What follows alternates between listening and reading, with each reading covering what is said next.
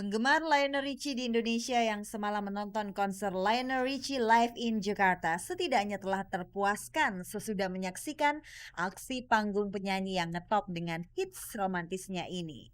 Tarikan suara Lionel Richie mampu memukau para penonton yang memadati area Plenary Hall Jakarta Convention Center. Konser musik pun berjalan lancar tanpa adanya kericuhan. Mudah-mudahan saja kedatangan Lionel Richie mampu membuka mata dunia.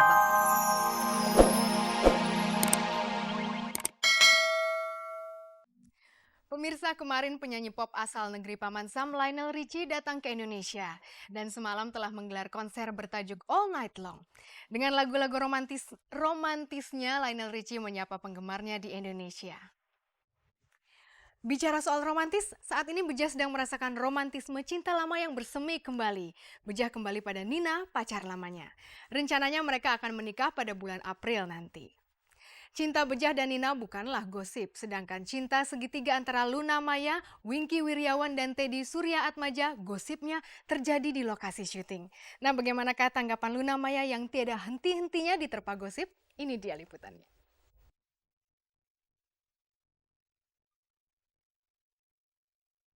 Di mana ada artis ngumpul, di situ pasti ada jumpa fans. Beginilah suasana promo film layar lebar Ruang yang digelar di salah satu mal di Kota Makassar hari Rabu lalu. Saking antusiasnya para pengunjung yang ingin melihat dari dekat bintang pujaannya, mereka rela berdesak-desakan. Sampai-sampai Luna Maya harus dikawal belasan orang, berhubung ada fans yang sangat agresif mendekati Luna. Di tengah padatnya acara, Luna masih sempat melakukan kewajibannya.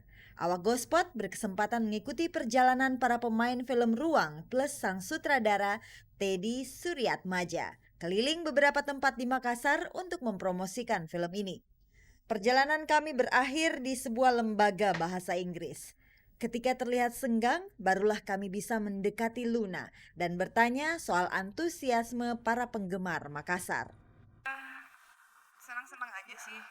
Aku sih lebih memikirkan mereka sih ya, dalam artian mereka itu sebenarnya salah satu yang membesarkan setiap artis ini gitu.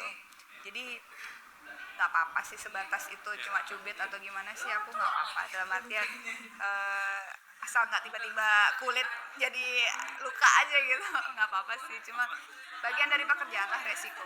Disorot oleh publik, baik kiprahnya di dunia hiburan maupun kehidupan pribadinya juga menjadi resiko seorang artis. Luna tentu paham akan hal itu.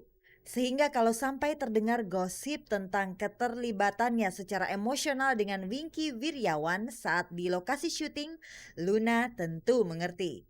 Mungkin cinta jadi bersemi karena Luna harus menghayati tuntutan skenario yang mengharuskannya beradegan mesra dengan Wingky.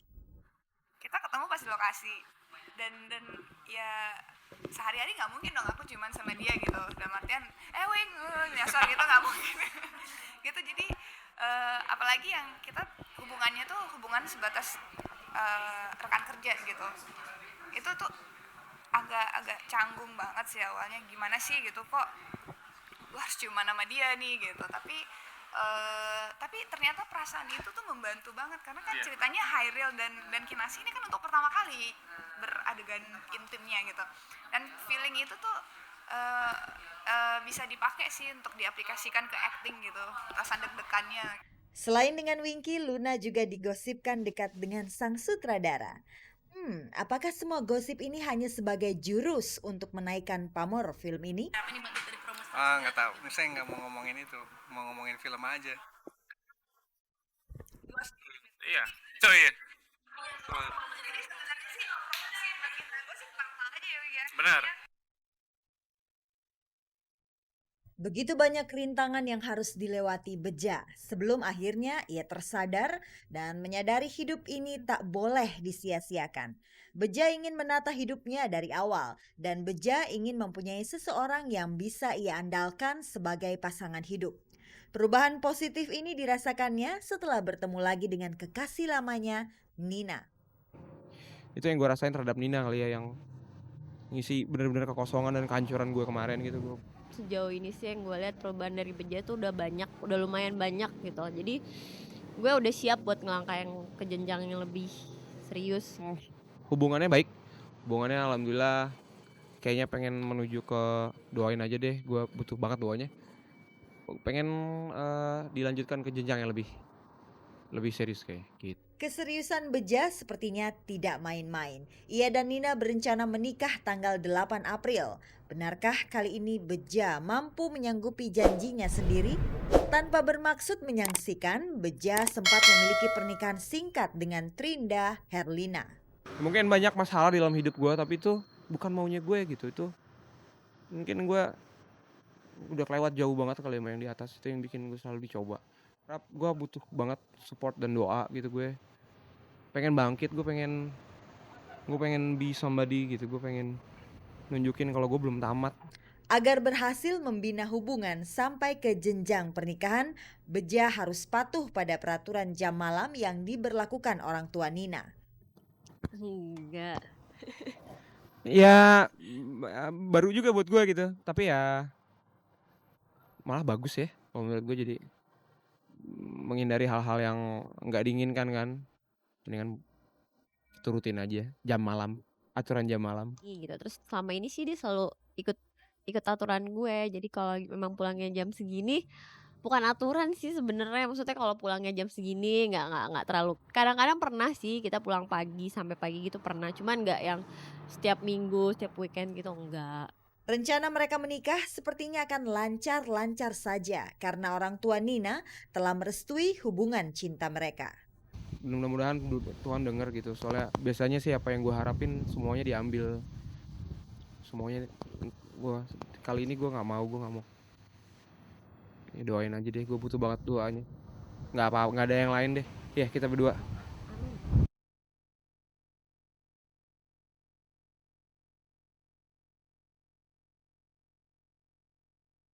Penggemar Lionel Richie di Indonesia yang semalam menonton konser Lionel Richie live in Jakarta setidaknya telah terpuaskan sesudah menyaksikan aksi panggung penyanyi yang ngetop dengan hits romantisnya ini.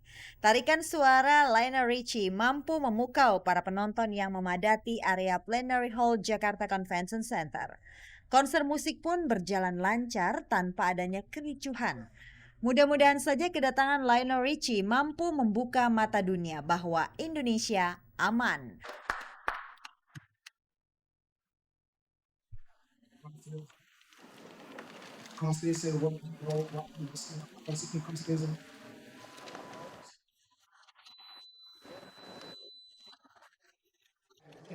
Kita tunggu saja konser Lionel Richie yang lebih besar lagi di tahun mendatang. Pemirsa, kebanyakan orang melihat Syahrul Gunawan dan Zaskia Audiameka, mereka saling suka. Tapi keduanya masih saja menutupi perasaannya. Boleh dibilang hubungan keduanya lebih dari sekedar teman karena mereka memegang satu prinsip yang sama. Prinsip apakah itu? Untuk lebih jelasnya, saksikan liputannya berikut ini.